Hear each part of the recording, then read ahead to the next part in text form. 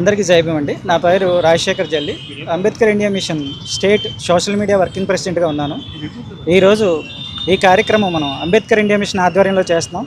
ఎందుకంటే మేఘాద్రిగడ్డలో ఉన్నటువంటి గురుకుల పాఠశాలలో ఇంచుమించు 600 మంది బాలికలు ఉన్న గురుకుల పాఠశాలని సెంటర్ ఆఫ్ ఎక్సలెన్స్ పేరుతో ఎత్తేయడాన్ని మేము నిరసిస్తున్నాము.